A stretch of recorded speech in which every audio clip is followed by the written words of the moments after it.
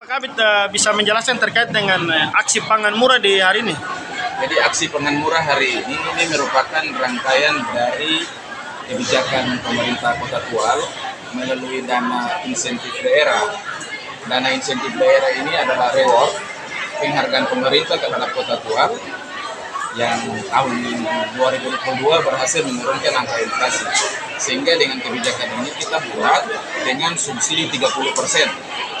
Subsidi 30% ini tentu harga yang kita jual hari ini di bawah harga pasar. Terkait Jadi harga tujuannya pertama karena akhir-akhir ini harga pangan di pasar mengalami kenaikan yang tinggi. Makanya di momen ini kita manfaatkan untuk melaksanakan pasar murah selain untuk mengurangi tekanan inflasi. Kita juga membantu masyarakat kecil dan menengah yang mengalami kesulitan akibat kenaikan harga. terkait harga-harga barang ini bisa dijelaskan. Jadi harga-harga barang misalnya beras ini kan 1 kilo di pasar mencapai 15, ada 16.000, headnya 16.000.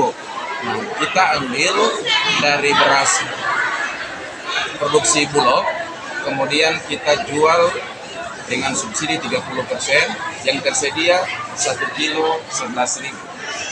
Ini semua orang tadi sudah mendaftarkan di tim untuk belanja beras. Jadi kemungkinan sebelum siang sudah habis.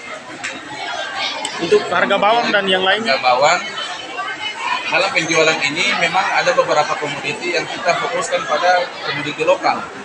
Komoditi lokal ini adalah risiko dari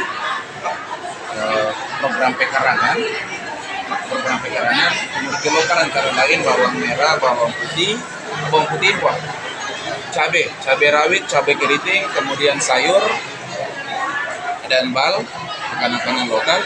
Itu semua adalah komoditi lokal yang kita jual juga dengan harga subsidi 30%. Subsidi 30%, misalnya bawang merah di pasar menembus angka 38.000, kita jual 18.000. Bawang putih di pasar hari ini 45.000, kita jual 36.000. Cili, cabai rawit di pasar, cabai rawit ini kan ada dua, cabai rawit impor dan cabai rawit lokal. Kalau cabai rawit impor di pasar 100.000, cabai rawit lokal 120.000, kita jual 75.000.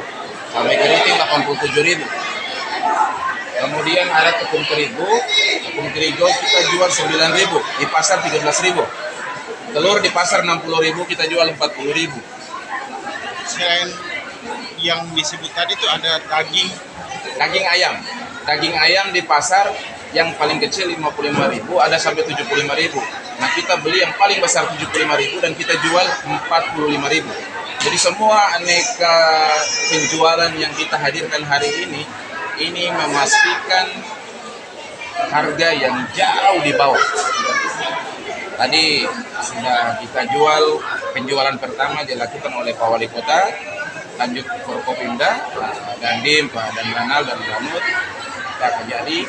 Semuanya pun langsung bertanya ke masyarakat tentang perbandingan harga antara pasar murah ini dengan harga pasar.